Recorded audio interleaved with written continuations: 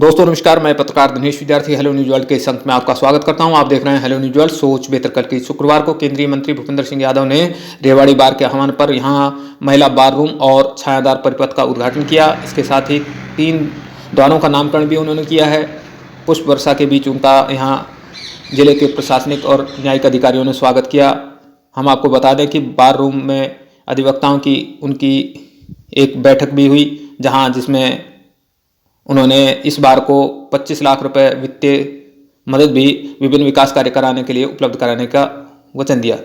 इस मौके पर रेवाड़ी के जिला एवं सत्र न्यायाधीश विमल कुमार, डीसी अशोक कुमार गर्ग, एसपी राजेश कुमार, बार प्रधान शमशेर यादव और सैकड़ों बार सदस्य मौजूद रहे। आप देखिए हमारी ये रिपोर्ट। आप हमारे चैनल को लाइक, सब्सक्राइब और शेयर करना न भूलें। श्री अशोक कुमार गर्ग जी, पुलिस अधीक्षक श्री राजेश कुमार जी, शौकिन शर्मा जी, सचिव राखी शर्मा जी, सचिव सुनील कुमार जी, कोषाध्यक्ष, जो आपकी एसोसिएशन है उसका धन्यवाद करता हूं, जिन्होंने मुझे इतना मान और सम्मान दिया। और मैं पूरे अपने जिला की ओर से, बल्कि मैं ये कहूंगा मैं भारतीय जनता पार्टी की ओर से मंत्री जी से निवेदन करना चाहता हूं कि जो आदरणीय शमशेर सिंह जी ने आपके सामने कुछ मांगे रखी हैं, तो मैं पार्टी की ओर से उनका भरपूर समर्थन करता हूं और निश्चित रूप से आपके लिए पूरी करें, क्योंकि अधिवक्ता स्वयं आप भी रहे हैं। क्या क्या कठिनाइयां होती है वो आपसे बेहतर कोई नहीं जानता। और गहराई से बहुत बहुत धन्यवाद करता हूं। जय जवान। बहुत बहुत आभार, अभिनंदन। कार्यक्रम के विशिष्ट अतिथि माननीय जिला अध्यक्ष श्री हुकमचंद यादव जी है। जो हमारा लेबर कोड है राजनीतिक कारणों से 52 में घोषणा की हुई है और वो मंत्रालय भी आपके पास है और as per rule district headquarter में ही जो है लेबर कोड होनी चाहिए। अभी तक वो चालू नहीं पाई है। गुड़गांव में लिटिगेंट्स को, एडवोकेट्स को बड़ा नुकसान होता है। तो माननीय मंत्री जी से मैं आग्रह करूंगा कि labour code Rewari district headquarter पे होनी चाहिए, उसकी अनाउंसमेंट भी जरूर की जाए। धन्यवाद। बार एसोसिएशन रेवाड़ी के अध्यक्ष श्री शमशेर यादव जी, भारतीय जनता पार्टी के जिला अध्यक्ष श्री हुकमचंद यादव जी, इस अवसर पर उपस्थित रेवाड़ी के जिला उपायुक्त श्री अशोक कुमार जी, जिला उपायुक्त श्री अशोक कुमार जी, जिला पुलिस अधीक्षक श्री राजेश कुमार जी। किसी भी बार के कार्यक्रम में आना मुझे हमेशा ऐसा लगता है कि मैं अपनी जड़ों की ओर वापस लौटा। और रेवाड़ी बार के कार्यक्रम में आना तो परिवार के कार्यक्रम में आने जैसा है। मेरी पेरेंटल बार गुड़गांव रही और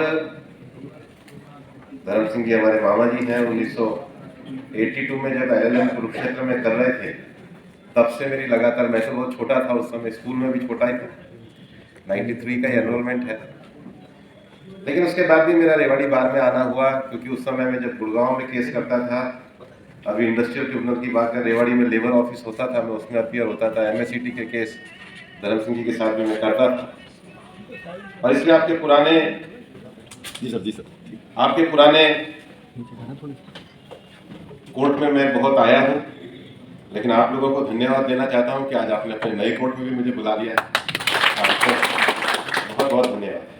काउंसिल को ये भी जिम्मेदारी दी गई कि वो प्रोफेशन को, उसके जो प्रोफेशनल स्टैंडर्ड है और कंडक्ट है, उसको भी बार काउंसिल कहते हैं। तो हम सेल्फ सस्टेन रेगुलेशन के मोड को सरकार के द्वारा हमको, या कानून के द्वारा हमको दिया गया है, लेकिन ऐसा करते समय as a lawyer, as a profession के नाते, क्योंकि जब मैं प्रैक्टिस करता था कई जगह हम कहते थे भाई भाई से झगड़ा करता है, लेकिन वकील को खाली पेपर पे हस्ताक्षर करके देखे जाता है, एफिडेविट तो आप बाद में भर लेते हैं। मतलब आपकी क्रेडिबिलिटी समाज में कितनी है। और इसलिए इसको सेल्फ रेगुलेशन करने के लिए एक्ट में हमने जो प्रोफेशनल कंडक्ट और एथिक्स हैं वो बार काउंसिल को सौंपे, और इसके लिए डिसिप्लिनरी प्रोसीडिंग वो भी हमने बार काउंसिल के अंदर रखी है। उसके साथ ही साथ अगर बार काउंसिल को देखा जाए तो legal education, recognition of law colleges और वेलफेयर एक्टिविटी, ये पूरी तरीके से बार काउंसिल की जिम्मेदारी है।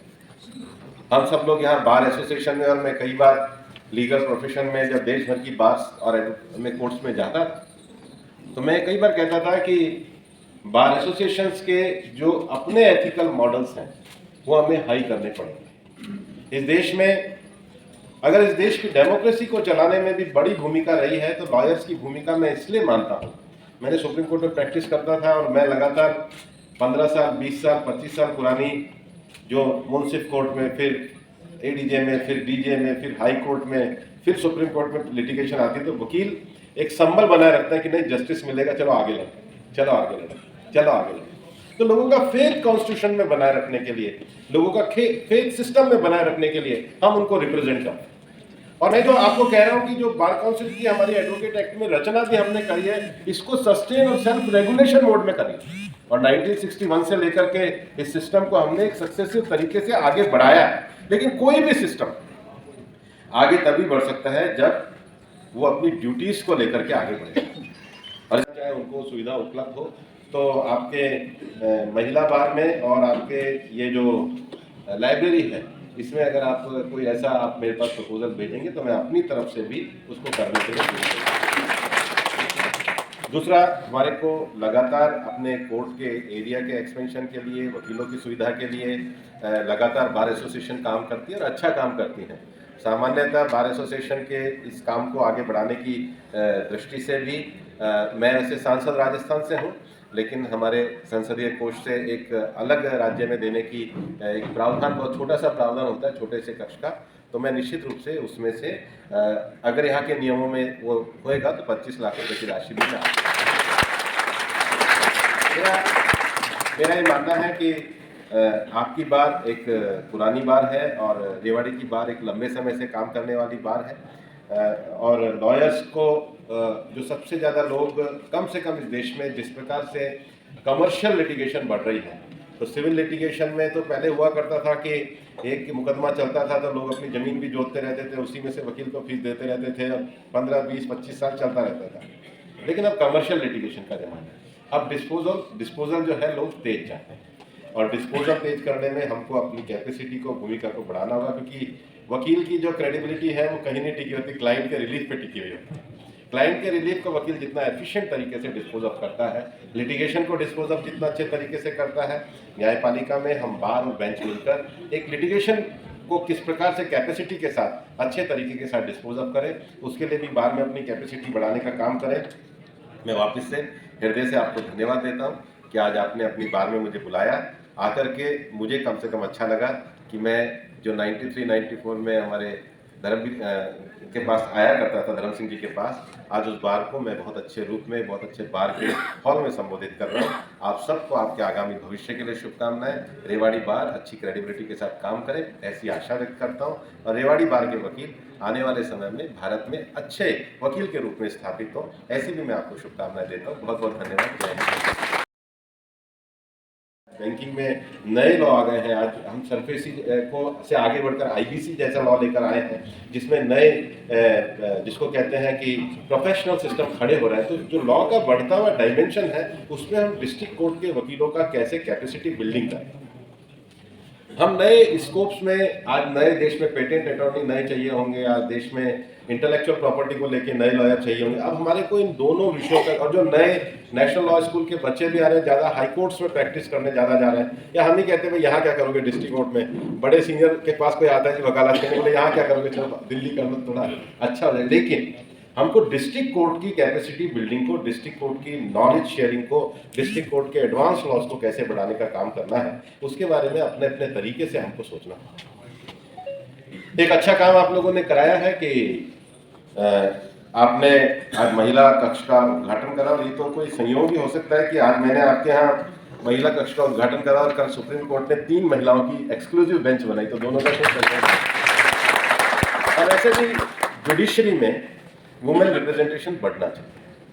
सरकार भी इसके लिए पूरी तरीके से प्रेरित रहती है कि जुडिशरी में वुमेन रिप्रेजेंटेशन बढ़ना चाहिए। जुडिशरी हमारी एक पूरे सोसाइटल रिप्रेजेंटेशन को, हर क्लास, हर वर्ग के रिप्रेजेंटेशन को प्रधानता देने वाली होनी चाहिए। समाज के सभी वर्गों का होना चाहिए। समय समय पर जब हम वैकेंसीज के साथ साथ, सरकार इसके लिए पूरी तरीके से प्रतिबद्ध है, और इसलिए आप देखोगे कि प्रधानमंत्री नरेंद्र मोदी जी के नेतृत्व में जो सरकार चल रही है, 2017 में पहली बार एक ऐसा भी देश में अवसर आया जब दिल्ली हाई कोर्ट की चीफ जस्टिस जी रोहिणी थी, मद्रास हाई कोर्ट की चीफ जस्टिस उस समय इंदिरा बैनर्जी थी, बॉम्बे हाई कोर्ट की चीफ जस्टिस जस्टिस मंजुला चेल्लर थी और कलकत्ता हाई कोर्ट की भी एक्टिंग जस्टिस जस्टिस निशिता निर्मल थी।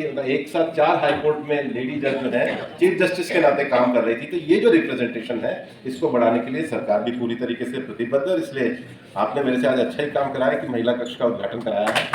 और लेकिन ये जो हमारे बार कक्ष होते हैं, ये बार कक्ष में हम बैठ करके एक दूसरे से मिलते तो हैं ही, लेकिन यहाँ पर हमको अच्छे नए कंप्यूटर और जिसको कहते हैं वैसे ब्लॉग बनाने चाहिए जिसमें बैठकर उनके और जो लेटेस्ट जो लॉ है, ड्यूटीज़ हैं, वो इस दृष्टि से बहुत महत्वपूर्ण होती है। पिछले कुछ दिनों पहले मैंने लॉ कमीशन की 266 रिपोर्ट इस विषय को लेकर के बड़े अच्छे तरीके से आए हैं और आज वकीलों को इस सेल्फ प्रोफेशन को चलाने में कुछ नए विषयों की ओर भी जाना पड़ा। कोविड के दौर में हमने देखा है कि बहुत तरीके से डिजिटलाइजेशन का हम लोगों ने लीगल प्रोफेशन में उपयोग देखा है, लेकिन कुछ चीज़ें ऐसी हैं जैसे कोर्ट रिकॉर्ड की नकल लेना, तो उसके लिए इतना लंबा प्रोसेस की क्या जरूरत है, डिजिटलाइजेशन हो सकता है। या कभी कभी ऐसे सजेशन आते हैं जब मैं पार्लियामेंट की लॉ की स्टैंडिंग कमेटी का चेयरमैन में लंबे समय से 6-7 सालों तक रहा कि छोटे क्रिमिनल केसेस में जिसमें पता है कि कोई FIR दर्ज हुई, बाद में उसको केवल एग्जिबिट ही होगा या पोस्टमार्टम रिपोर्ट या कोई मेडिकल रिपोर्ट है जिसमें केवल एग्जिबिट ही लगेगा, तो हम टेक्नोलॉजी का उपयोग करके, डिजिटलाइजेशन का उपयोग करके अपने इस सारे विषयों को किस प्रकार से फास्ट कर सकते हैं मैकेनिज्म को। दूसरा एक और जो विषय है, आप ये मान के चलिए कि आज के समय में अल्टरनेटिव डिस्प्यूट रेजोल्यूशन और मीडिएशन की बड़ी भारी भूमिका रहने वाली है। और विशेष रूप से जिस प्रकार से डिस्प्यूट की मेंटेलिटी बढ़ने का विषय है, जिस प्रकार से लोगों के अपने राइट्स पे अवेयर होने का विषय है, तो हमें फ्यूचर में भी आर्बिट्रेशंस को लेकर के, मीडिएशन को लेकर के आगे बढ़ना पड़ेगा और सोचना पड़ेगा। एक और जो प्रोफेशनल कंडक्ट के बारे में हमारे पास बार बात आती है कि हमारे प्रोफेशनल कंडक्ट का स्टैंडर्ड हमारे लिए बार काउंसिल तय करती है, लेकिन वो हमारे लिए सेल्फ रेगुलेटरी भी होना चाहिए और उस पर वकीलों को काम करना चाहिए। मैं इतना तो जरूर कहना चाहूँगा, मैंने आपकी बार की लाइब्रेरी देखी और लाइब्रेरी में अब जिस प्रकार से लॉ है, लॉ में नए चेंजेस आ रहे हैं। जो हमारे 90 के दशक में सिविल के वकील होते थे, तो जो सिविल लिटिगेशन में हर्षपा के केस के बड़े मास्टर होते थे वही अच्छे सिविल के वकील होते थे, बाद में वो लॉ ही खत्म हो गया, तो प्रैक्टिस का स्कोप खत्म है। 90 के दशक में लोगों ने सोचा नहीं होगा कि कंज्यूमर कोर्ट आएगा। आज कंज्यूमर अलग है, आज आर्बिट्रेशन अलग है, आज मीडिएशन अलग है, आज फैमिली काउंसलिंग अलग है, आज एनवायरमेंटल लॉ अलग है, आज इलेक्ट्रिसिटी लॉ में रेगुलेशन के नियम नए आ गए हैं। हमारे देश में कई कारणों से बहुत महत्वपूर्ण है, क्योंकि हमारे देश में केवल एडवोकेट्स को ही ये राइट है कि वो किसी के बिहाफ पे अपीयर हो सकते हैं। ये एक्सक्लूसिव राइट है। एडवोकेट के अलावा हमने किसी को भी ये राइट नहीं दिया।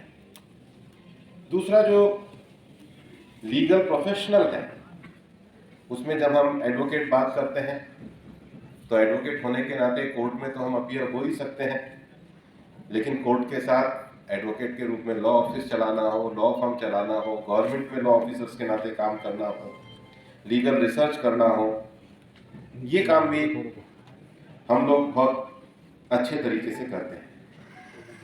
और इसलिए जब इस प्रोफेशन की हम लोग आज़ादी के, स्वतंत्रता के काल में भूमिका को मानते हैं, हमें लगा कि नोबल प्रोफेशन होना चाहिए और इसीलिए सरकार के द्वारा 1961 में एडवोकेट एक्ट लाया गया। और जब एडवोकेट एक्ट 1961 में लाया गया तो उसका जो ऑब्जेक्टिव है एडवोकेट एक्ट का, उसमें लिखा भी गया है, unified bar for the whole country with monopoly in legal practice and autonomy in the matter of professional management। तो हमें इस प्रोफेशन में दो चीजें दी गई। आप जो लोगों को रिप्रेजेंट करते हैं, क्लाइंट को रिप्रेजेंट करते हैं, लीगल एडवाइस करते हैं, उसमें आपकी मोनोपोली, क्योंकि हमने माना है कि देश में अगर अच्छे तरीके से हमको न्याय व्यवस्था को स्थापित करना है तो इस प्रोफेशन की मोनोपोली भी होनी चाहिए। लेकिन उसके साथ ही साथ हम लोगों ने मैटर्स ऑफ प्रोफेशनल मैनेजमेंट ये भी सरकार ने अपने पास नहीं रख करके बार काउंसिल्स को इसकी जिम्मेदारी दी, और इसलिए बार काउंसिल को ये जिम्मेदारी दी गई कि वो लॉयर्स का एडमिशन और एनरोलमेंट करें। एज ए लॉयर भी हम लोग अगर अपना एनरोलमेंट कराते हैं, सर्टिफिकेट लाते हैं, तो ये जिम्मेदारी बार काउंसिल के पास ही है। दूसरा, बार काउंसिल को ये जिम्मेदारी दी गई कि कंडीशन ऑफ प्रैक्टिस को निर्धारित करें। हम जो भी लीगल क्षेत्र में अपनी प्रैक्टिस की कंडीशन है उसका निर्धारण भी बार काउंसिल के द्वारा ही किया जाता है।